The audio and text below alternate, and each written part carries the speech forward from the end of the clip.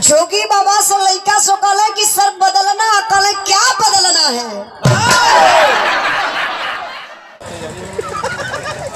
क्या कहले सर बदलना है, क्या बदलना? सुनल भी गए आपके इलाहाबाद का नाम बदल के प्रयागराज रख दिया गए। देखा ये विकास होता है, पार्टी का विकास के बात बताओ थे। अयोध्या का नाम फैजाबाद का नाम बदल के अयोध्या रख दिया गया। आपके बनारस के मुगल सराय का नाम बदल के पंडित दीनदयाल उपाध्याय रख दिया गया। अच्छा आप लोग तनी सही सोचलिए कई नौवा बदलने से नौजवानन के नौकरी मिलल है, वृद्धा पेंशन बुढ़ऊ लोगन के मिलल है। नाम बदलने से कुछ भी ना भयल, पब्लिक परेशान हो गई। जो अनपढ़ गंवार रहा अबू दीनदयाल उपाध्याय अध्याय उस कही न पावत हो कैसे कहे के बाद। यही तरीके से नेताजी कुछ लड़का गुरु बनौलन, मनीष लाल जैसन, हमरे विजय भैया जैसन नौजवान गुरु बनौल। कहना चलल जब बाबा के यहाँ इनकर सरकारी बढ़िया नाम बदलत हुआ तो दरबार जब लगल रहा, कई दिन के बाद मौका नेताजी मिल गए लइकन के। तो लइका खुल जाए के जोगी बाबा से कहता कि सरकार की जय हो, हम लोग बहुत परेशान हैं।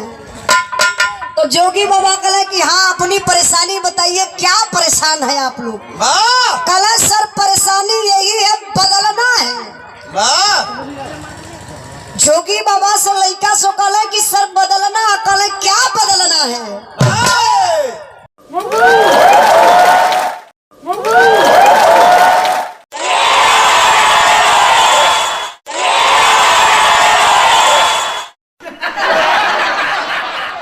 ये मत सोचिए गुजरवा गरियावत बा कल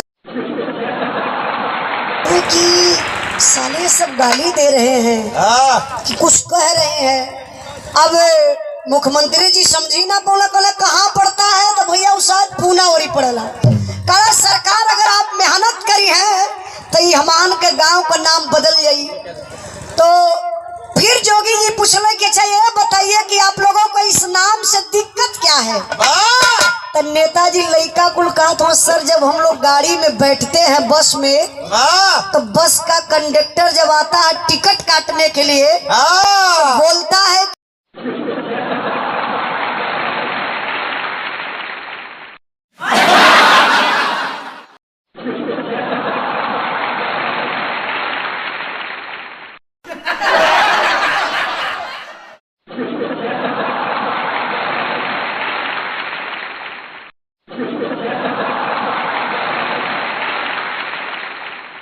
शर्म आता है साहब, तो बदलवा दीजिए, कोशिश करिए सर बदल जाए तो ठीक है।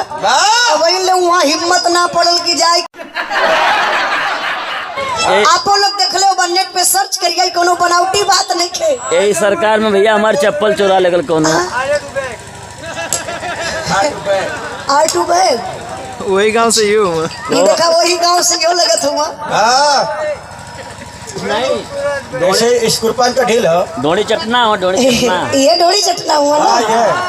अब का तो हाँ डोड़ी चटना वाला।